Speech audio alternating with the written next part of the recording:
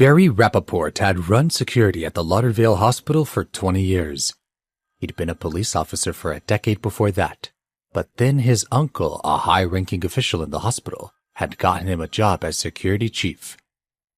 His position wasn't as rewarding as a police officer's, but it was much less stressful, and the dozen or so people under his command were good men.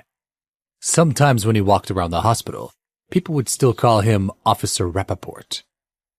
Ray Bloss, the security guard that Chuck had charmed, had originally planned to get off work, but had stayed a few minutes past his shift to watch Chase and Chuck.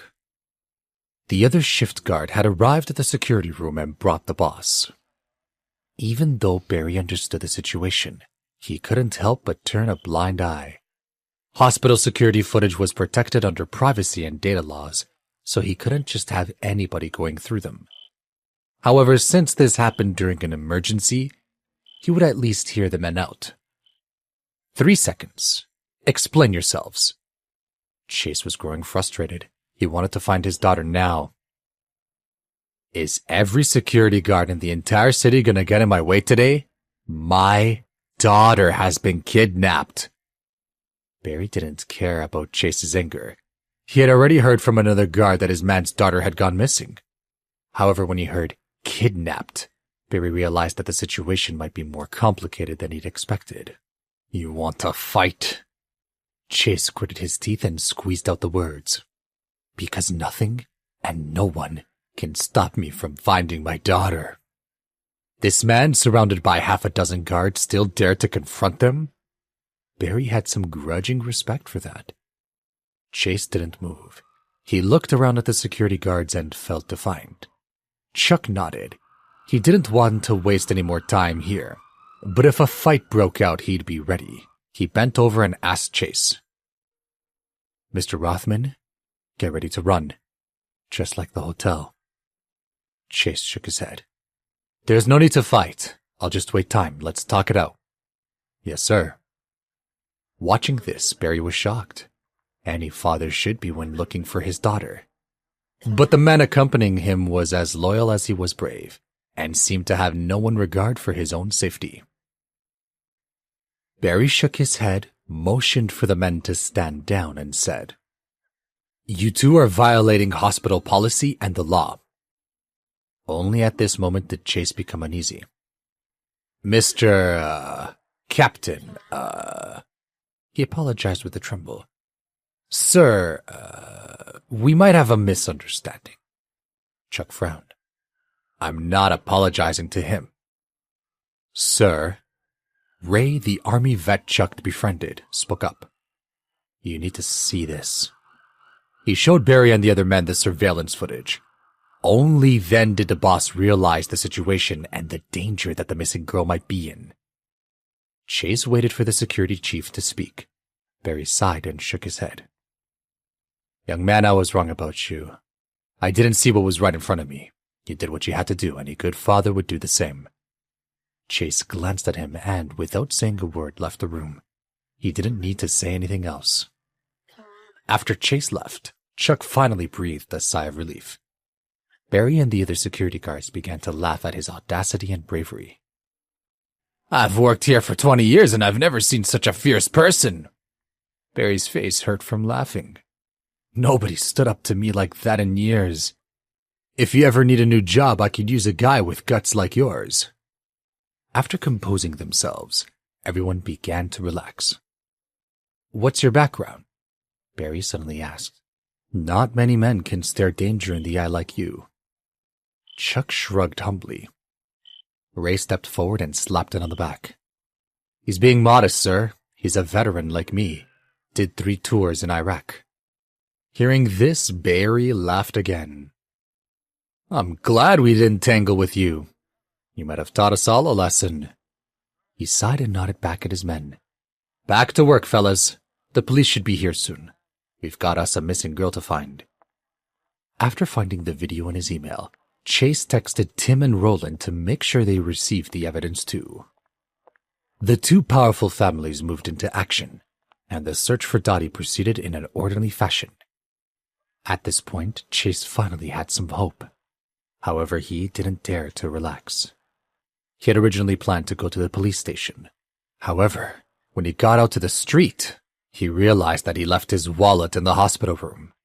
That was somewhat inconvenient, but he'd faced worse setbacks today. Chase headed back to the ward and checked on Celia while he was at it. When he returned to the third floor, he found it was bustling with noise and excitement. Patricia and Cicely were still there, but Chad had also arrived to the scene. Chase walked in, found his wallet where he'd left it, then looked at Chad. "What are you doing here?" "What do you think? I'm here to see Celia," he replied. Chase didn't really think much of this guy, and nothing today had improved his outlook. There was no need to even wonder why Chad was here. It must have been Cicely who told him to come. Chase shook his head. "You're not welcome here." Patricia was excited and clearly not listening. "Chad ran over the moment he heard something happened to Celia." "Wait, what did you just say, Chase?" "I can handle my own family's matters," he said coldly. "Remind me, what did you do?" Patricia immediately retorted. "Look at Chad. Before he even arrived, he already called the police to file a case about Celia's unfortunate run-in and your missing daughter." "It's nothing. Chad took the opportunity to show off. Celia is practically family. I would do anything for family. Don't mention it." "He heard of a person in need and did what he knew was right." Patricia snorted coldly at Chase. He was too tired to pay any attention to her. His priority was Celia, who was already awake. She was in tears on her bed.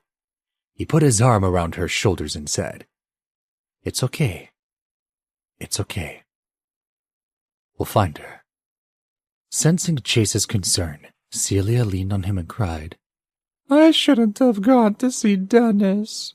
If I hadn't been for that, we wouldn't have lost her." "Baby girl, I don't blame you." Chase could only comfort her. "You were trying to find a cure for her." She looked at him and asked, "I was at the hotel. Did you come to save me at the hotel?" Her memory was a little fuzzy. He explained, "I came here after the banquet.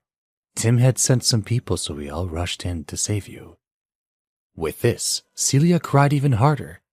"Then make sure you thank him. I can't believe everything he's done for us." Pitiful as she felt at the moment, she could only think of one person, her daughter. She propped herself up from the bed and said, "I have to look for her. As a mother, I have to be part of it myself." With her current condition, she might faint outside. How can Chase let her take the risk? No need. I've already given the information to Tim. I went to the security room and got the recording of the situation.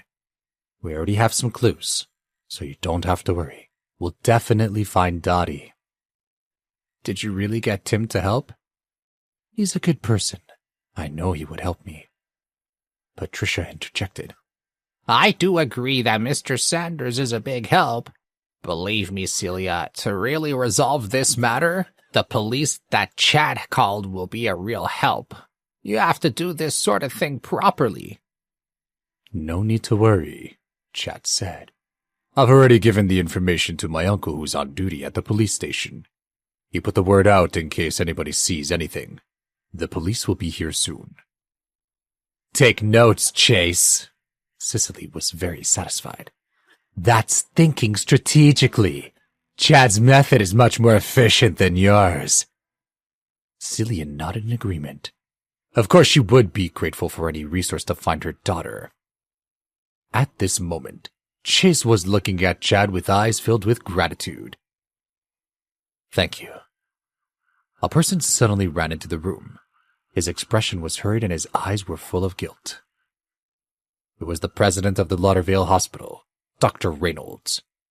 After he found out about the missing girl, he was scared out of his mind and immediately ran over to check on her family.